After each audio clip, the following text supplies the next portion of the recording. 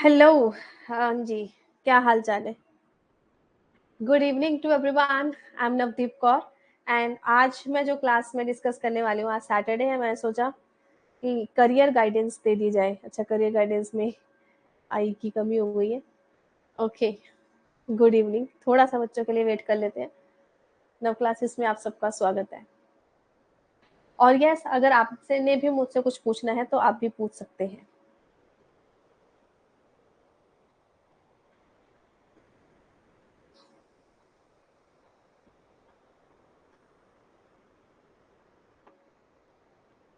ठीक है, चलिए स्टार्ट करते हैं गाइस। सो यूजीसी नेट जेआरएफ के रास्ते पे अगर आप चल रहे हो तो what all can be done.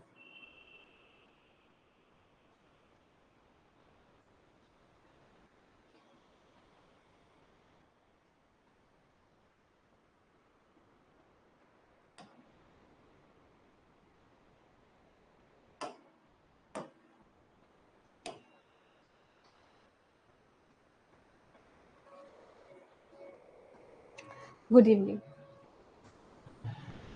क्योंकि ये चीजें भी जरूरी है पढ़ाई के साथ साथ, राइट?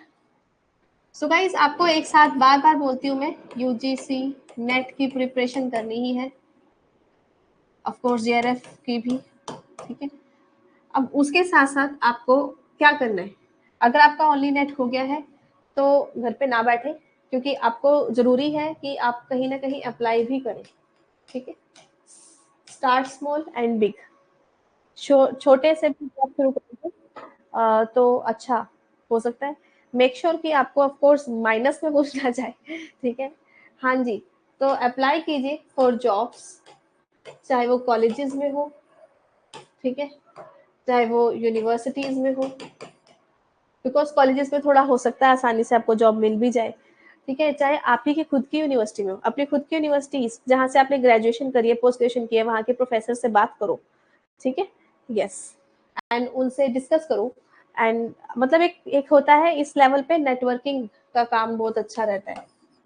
नेटवर्किंग बनाने का मतलब होता है कि जैसे प्रोफेसर से बात करी हमने, ठीक है, ये सारी चीजें। और अगर आपका जेआरएफ हो जाएगा ऑफ कोर्स, तो आप पीएचडी के लिए और असिस्टेंट प्रोफेसर के लिए दोनों जगह पे काम कर सकते हैं। नाउ नेक्स्ट थिंग इज कि आप साथ साथ अपनी रिसर्च को जरूर निखारिए, बिकॉज रिसर्च पहले तो इजी तरीके से रिसर्च प्रपोजल बनाना होता है, क्योंकि यहाँ पर अगर आप ढंग से प्रपोजल बनाएंगे तो आपको उसके बेसिक्स क्लियर हो चुके होंगे कि एक्चुअली रिसर्च पे लिखते कैसे हैं। उसके अंदर कुछ रूल्स होते हैं रिसर्च के, लाइक साइटेशन कैसे देनी है ना, राइटिंग कैसे करनी है, क्या स्टेजेस होंगी, स्टेप्स होंगे, वो सारे क्लियर हो जाते हैं। और ऑफ कोर्स आपका प्रपोजल बन भी जाता है। ये बन के रेडी हो चुका है तो रिसर्च पेपर लिखिए। रिसर्च पेपर भी दो तरीके के होते हैं आपके। एक तो रिव्यू पेपर जिसको कहते हैं सिस्टमैटिक लिटरेचर रिव्यू, बिब्लियोमेट्रिक्स के ऊपर बेस्ड होता है। एक आपका इम्पेरिकल पेपर होता है। ये जो होता है आपका सेकेंडरी डाटा से आ जाता है। और जो इम्पेरिकल पेपर है वो भी आपका प्राइमरी डाटा, यानी कि सर्वे करेंगे, क्वेश्चन पूछेंगे, इंटरव्यू लेंगे, कुछ भी है। और सेकेंडरी डाटा से भी आ सकता है। एग्जाम्पल के लिए कुछ स्टूडेंट्स जो है वो जैसे मान लो क्लाइमेट चेंज पे काम कर रहे हैं, तो क्लाइमेट चेंज का डाटा वेबसाइट्स पे अवेलेबल होता है, स्टेट्स की, गवर्नमेंट की। ठीक है, तो वहां से उसके पास ट्रेंड्स को लेकर उसका एनालिसिस किया जा सकता है। ऐसे ही कुछ बच्चे फाइनेंस में स्टडी कर रहे होते हैं अगर, तो फाइनेंस के स्टॉक मार्केट के शेयर्स का डाटा अवेलेबल हो जाता है। वो सेकेंडरी डाटा से भी इंपेरिकल पेपर कर सकते हैं, यानी कि उसमें आप SPSS अमो सॉफ्टवेयर यूज कर सकते हैं। और भी डिफरेंट टेक्निक्स हैं जो मैं मेंटरशिप वाले कोर्स में करा रही हूँ, उनको भी स्टडी कर सकते हैं। अगर आप SLR बनाते हैं तो इसमें आपका सेकेंडरी डाटा ही चाहिए, क्योंकि ये सिस्टमेटिक लिटरेचर रिव्यू, लिटरेचर जो ऑलरेडी पब्लिश हो चुके हैं उनकी स्टडी करके आपको लिखना होता है। अब समझ में आया? मैडम, नेट का रिजल्ट कब आएगा? तो नेट का रिजल्ट भाई आ जाएगा एक हफ्ते के आसपास। ठीक है, जब आना होगा वो डेफिनेटली तभी आएगा, हम जितने मर्जी बातें कर ले, क्या पता कल ही आ जाए, right? So guys, make sure कि अपनी जो जर्नी है उसमें कुछ चीजों को इंक्लूड करें। और वो इंक्लूजन क्या है? वो इंक्लूजन है यूजीसी नेट जेआरएफ भी इम्पोर्टेंट है, अगर हो जाती है तो बहुत अच्छी बात है, नहीं होती तो एटलीस्ट नेट है तब भी आपकी लाइफ बन सकती है अगर आप उसको यूज करें तो। मेहनत करें, इंटरव्यूज वगैरह दें, रुके ना और अपनी नॉलेज को एनहांस करें। कुछ बच्चे कहते हैं कि सिर्फ नेट होके कुछ फायदा नहीं है। आप पहली बार इंटरव्यू देने गए हो, और अगर गए भी हो इवन देन क्या आपने अपनी नॉलेज को और निखारा है? बिकॉज इंटरव्यू में आपकी स्पीकिंग, इंटरव्यू में कहीं पे भी आपके क्या क्या स्किल्स चेक करते हैं वो। इंटरव्यू में आपकी स्पीकिंग स्किल चेक करते हैं, आपने ड्रेस कैसा पहना हुआ है, फॉर्मल पहने हैं कि नहीं ढंग से, वो भी चेक करते हैं। आपका कॉन्फिडेंस चेक किया जाता है। मतलब ये सारी बाहर की चीजें जो आपको निखारनी पड़ेगी। आपकी लैंग्वेज कितनी स्पष्ट है, ताकि आप अपने बच्चों को, स्टूडेंट्स को पढ़ा पाओगे कि नहीं पढ़ा पाओगे। आपकी लैंग्वेज की स्पष्टता और आपको टॉपिक की नॉलेज है कि नहीं। आपको आपके सब्जेक्ट से कहीं से भी क्वेश्चन पूछे जा सकते हैं, ठीक है। तो आपको इन सब चीजों को एनहांस करना है, तभी तो आपका सिलेक्शन होगा ना, राइट। हाँ जी, हेलो, गुड इवनिंग। सो ये चीज हो गई नेट, जेआरएफ। इसके साथ साथ आप पीएडी में एडमिशन लेने की कोशिश कीजिए। अगर एडमिशन हो गई है तो बहुत अच्छी बात है, नहीं हुई है तो लो। और उसी दौरान जैसे रिसर्च प्रपोजल बना के रख लो, जहाँ पे भी एडमिशन का नंबर आएगा जाके अपन जब इंटरव्यू का टाइम आएगा इंटरव्यू दे देंगे, उसको इम्प्रूव करते रहेंगे, टाइम टू टाइम और पढ़ते रहेंगे उस टॉपिक के बारे में। सो इसका मतलब इसको बनाने के लिए प्रपोजल बनाना होगा, राइट। इसके साथ साथ जब ये चीज कंप्लीट हो जाती है तो रिसर्च पेपर पे काम करो। ऐसे करके ये करना ही पड़ेगा। बिकॉज क्यों, क्या चीज है बताइए? Okay, very good, very good. Because research सिर्फ पीएचडी के लिए नहीं होती है, पता आपको। असिस्टेंट प्रोफेसर अगर आप बनते हैं तो उसमें परमानेंट होना है, तो उसमें भी पॉइंट्स आपके ऐड हो जाते हैं, ठीक है। आपको प्रमोशन चाहिए उसमें भी। क्या आपको पता है आपके जो प्रोफेसर हैं, जो कॉलेज में यूनिवर्सिटी में आपको पढ़ाते हैं, तो एज अ प्रोफेसर आपको एक काम और मिलेगा पढ़ाने के अलावा। What is the role of professor? Can anyone tell me? क्या मुझे कोई यही बता सकता है प्रोफेसर होता कौन है, क्या क्या करते हैं? अगर आप प्रोफेसर बनोगे आपको यूनिवर्सिटी में कौन कौन से वर्क्स को हैंडल करना होगा, ये पता है आपको? If you become assistant professor आपको क्या क्या करना पड़ेगा? What assistant professor do? Assistant professor या किसी भी प्रकार के प्रोफेसर क्या क्या करेंगे? नंबर 1, पहली बात, टीचिंग करेंगे। ये तो कॉमन सेंस की बात है, राइट। रिकॉर्डेड में डलेगी, ऑटोमेटिकली डलेगी। अच्छा, टीचिंग के अलावा और क्या करेंगे? अरे भाई मेरी बात सुनो, एक बात बताओ, अगर आप पीएचडी करते हो तो किसके अंदर करते हो? अरे वो भी तो असिस्टेंट प्रोफेसर होते हैं, कोई अलग से रिसर्चर थोड़ी होते हैं। यानी कि ये खुद सुपरवाइजर बनेंगे ऑफ अदर स्टूडेंट्स। ये कुछ बात समझ में आई? क्या लॉजिक है पीएचडी वाले प्रोफेसर्स को इंपॉर्टेंस देने का? उसके पीछे लॉजिक ये है क्योंकि जो प्रोफेसर होते हैं उनको अपने अंदर दूसरे लोगों को पीएचडी करवानी होती है, और एक एक असिस्टेंट प्रोफेसर के अंदर 4 बच्चे, 1 2 3 4, है ना, कम से कम पीएचडी करते हैं। भाई इस असिस्टेंट प्रोफेसर ने अगर खुद पीएचडी ना करी हो तो बज गई ना बैंड। ये लॉजिक आज तक आपने सोचा ही नहीं, आपको सिर्फ इतना दिखाई देता है। तो इसका मतलब असिस्टेंट प्रोफेसर बिना पीएचडी वाला कहाँ जाएगा? सिर्फ टीचिंग करने के योग्य रह जाएगा। अब अगर आपको टिक के परमानेंट होना है तो परमानेंट प्रोफेसर तो वही है जिसने अपने अंदर बाकी स्टूडेंट्स को पीएचडी करवाई है या करवाएंगे, यस और नो। तो अगर आपने अपने अंदर बाकी लोगों को पीएचडी करवानी है फिर आपके सर पे आएगी रिसर्च, यानी कि आपने रिसर्च ही सिखानी है। एग्जाम्पल, मैं पीएचडी कर रही हूँ, मेरे जो प्रोफेसर हैं वो मुझे रिसर्च के लिए गाइड कर रहे हैं, सुपरवाइजर है मेरे। क्या अगर उनके पास पीएचडी नहीं होती तो क्या वो मुझे सुपरवाइज कर पाते? ठीक है। तो वो अपने लेवल पे, ये इनिशियल लेवल के असिस्टेंट प्रोफेसर से परमानेंट असिस्टेंट प्रोफेसर क्यों बने? बिकॉज उनके पास पावर आई सुपरवाइज करने की स्टूडेंट्स को। इसीलिए पीएचडी जरूरी है। इसीलिए आपका फिर आगे एसोसिएट प्रोफेसर बनोगे, आगे प्रोफेसर बनोगे, तो आपके अंदर जो पीएचडी कैंडिडेट होते हैं वो बढ़ जाते हैं, 4 की जगह 6 आ जाते हैं, फिर 8 आ जाते हैं। आधे से ज्यादा लोगों को तो रियलिटी नहीं पता, उनको सिर्फ इतना पता है प्रोफेसर बनना, जाके पढ़ाना है। अरे वो भी आपकी जॉब का प्रोफाइल क्या है, what is the profile of assistant professor? if you become assistant professor you need to teach student plus you need to supervise students। ये दो जॉब है, ये दो काम मिलेंगे आपको।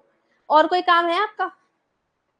तीसरा काम, ये तो हो गई रिसर्च अपने लिए कर रहे हो, नहीं भाई रिसर्च दूसरों को पढ़ाने के लिए भी करनी पड़ेगी, समझे? तीसरा गोल, एडमिनिस्ट्रेटिव वर्क।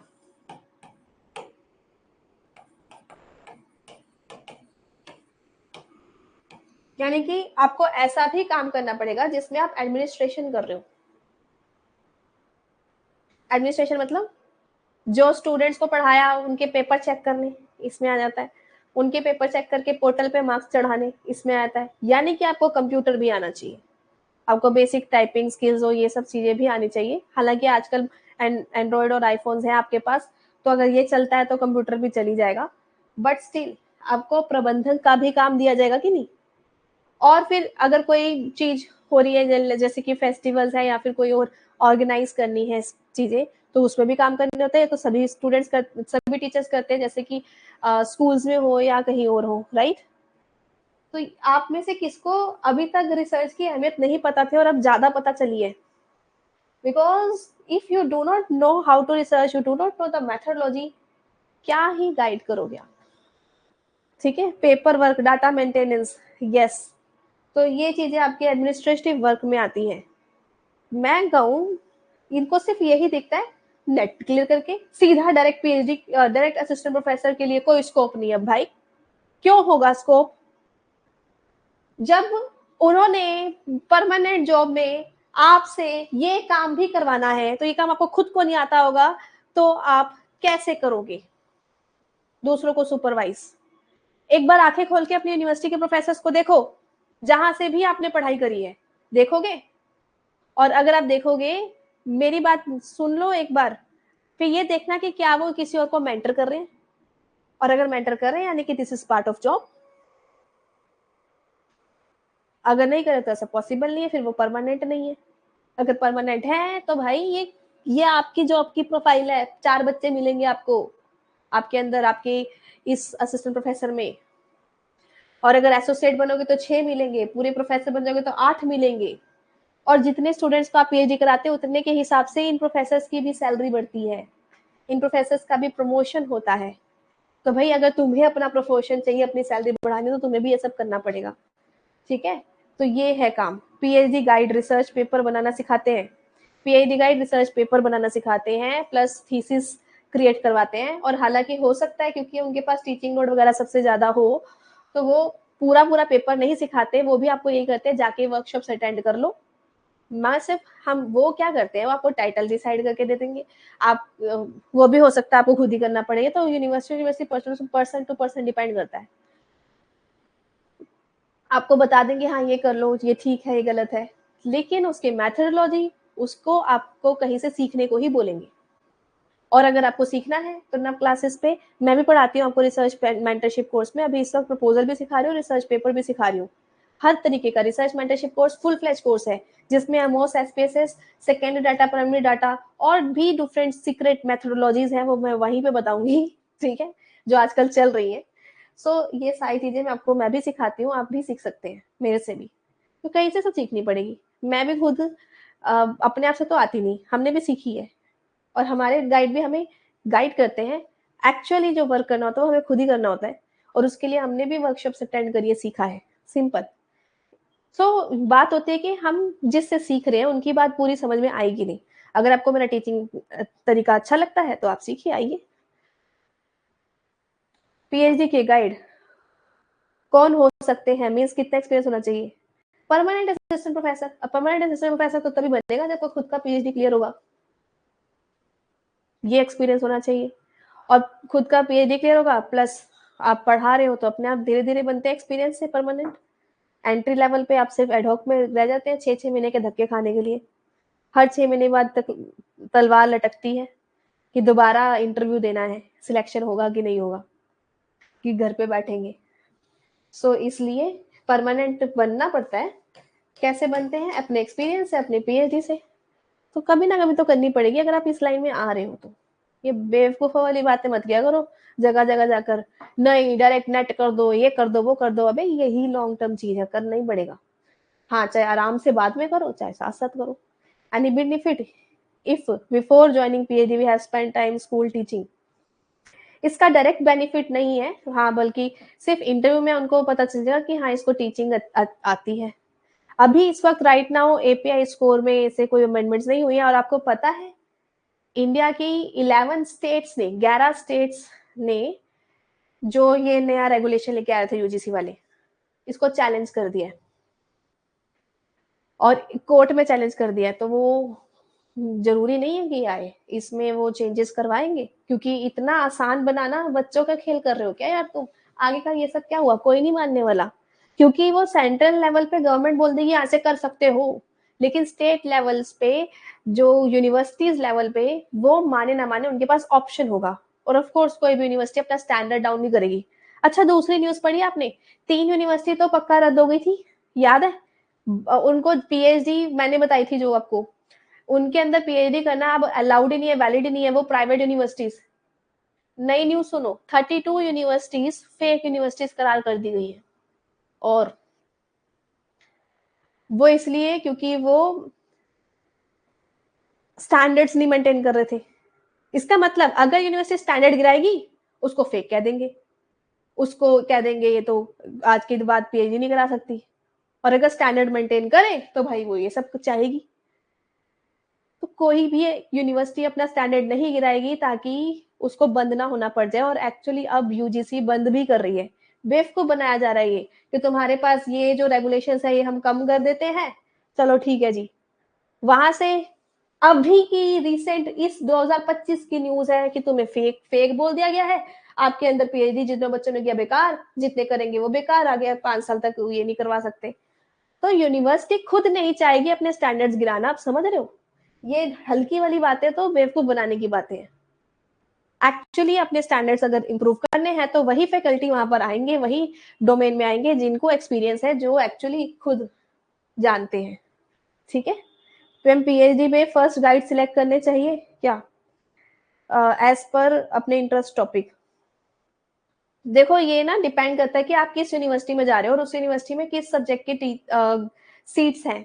आपको पहले अपना प्रपोजल अपने हिसाब से बना लेना चाहिए, अपने इंटरेस्ट एरिया एंड उसके ये देख के कि वो क्या रेलेवेंट है आज की डेट में या नहीं। ठीक है? रिसर्च मेंटरशिप कोर्स में मैं आपको सिखाती भी हूँ कि कैसे टाइटल क्रिएट करना, और मैं आपकी हेल्प भी करती हूँ टाइटल क्रिएट करने में। I help you, not directly tell you, है ना? हेल्प, गाइडेंस होती है उसमें।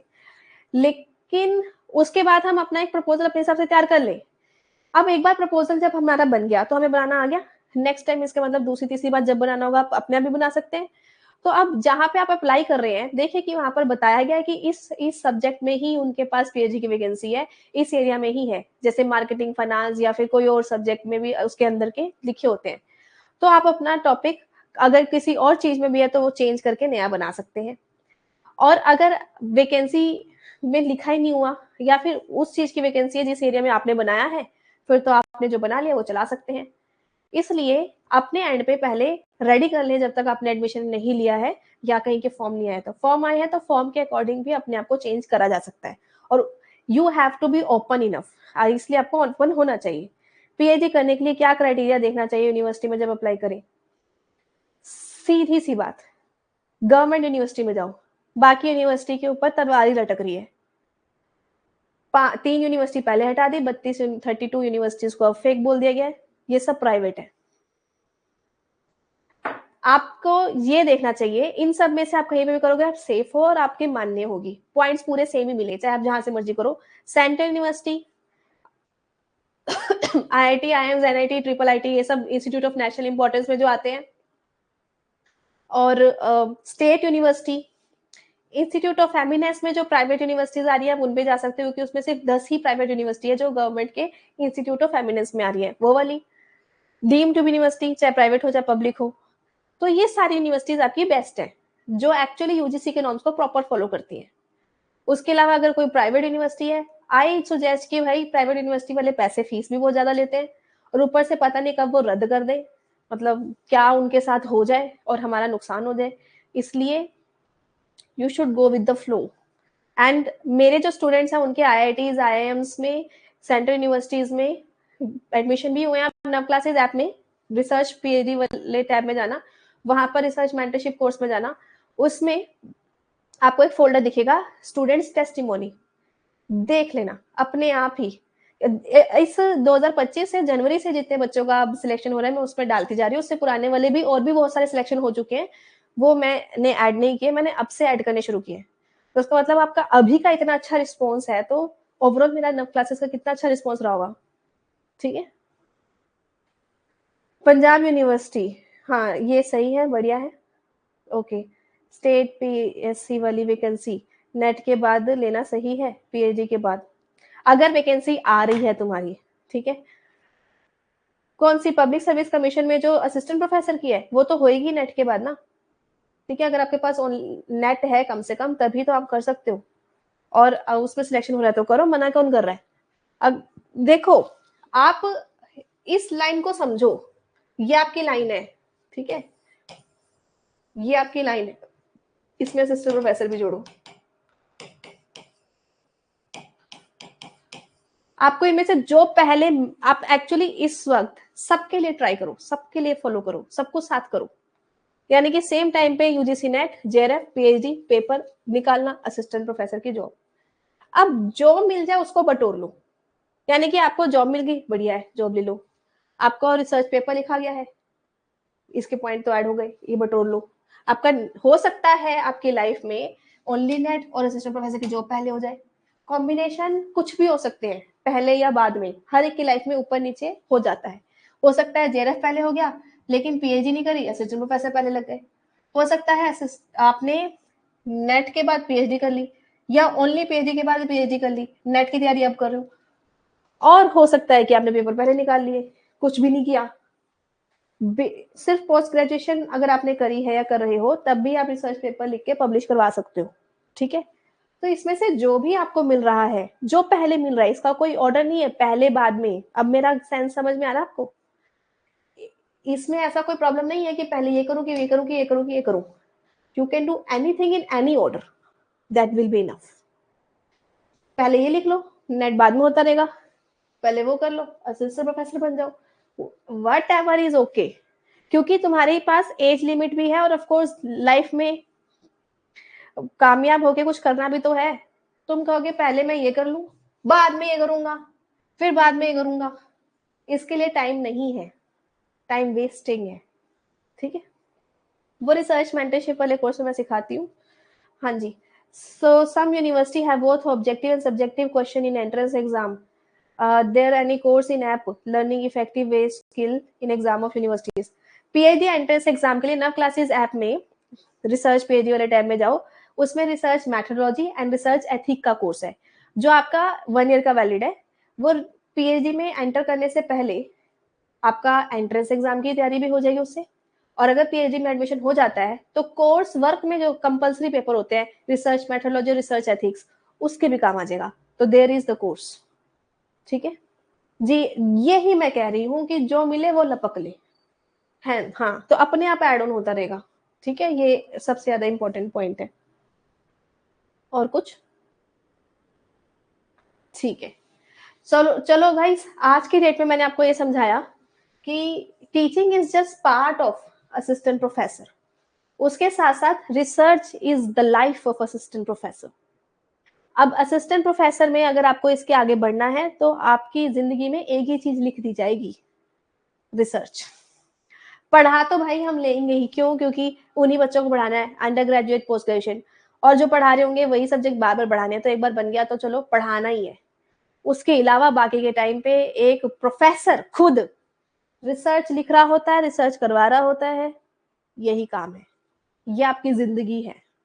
ठीक है, तो अभी के लिए आपका UGC नेट JRF एंट्री लेने के लिए, परमानेंट होने के लिए, उसके आगे लाइफ में बढ़ते रहने के लिए, खत्म ना करने के लिए, ये चीज चलती रहेगी। ठीक है, अगर टेस्ट पेपर वाले ले तो उसमें डिस्काउंट है, डिस्काउंट जब चल रहा होता है ना तभी चल रहा होता है, अभी राइट नाउ नहीं चल रहा है। ठीक है, यस, कोई त्योहार आएगा तब चलेगा डिस्काउंट। अभी जैसे सरस्वती पूजा पे चलाया था हमने, तुम कोई त्योहार आ रहा है बता देना, हम तब लगा देंगे डिस्काउंट। ऐसे रोज रोज नहीं चल रहा होता। ओके मैम, ये सब आपकी वजह से हो सका है। अच्छा, वेरी गुड रेशु। ठीक है, so keep growing and all the best for your next JRF assistant professor and research PhD.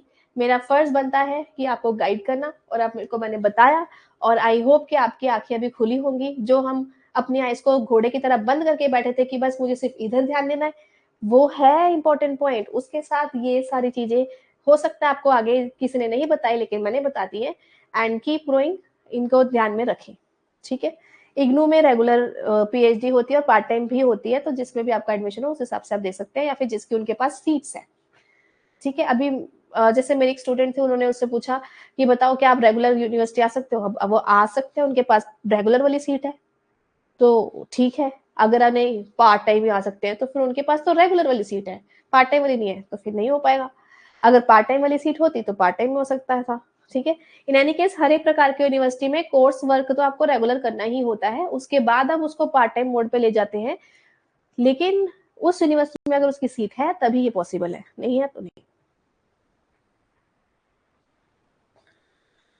Only research paper वाला जो कोर्स है निधि, वो अवेलेबल है उसमें, लेकिन SLR base secondary database research paper है। ठीक है, इंपेरिकल पेपर और जितने भी टाइप के रिसर्च पेपर्स होते हैं वो सारे मैंने रिसर्च मेंटरशिप वाले कोर्स में ही करा रहे हैं।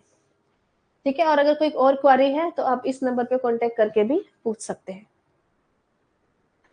Okay, thank you.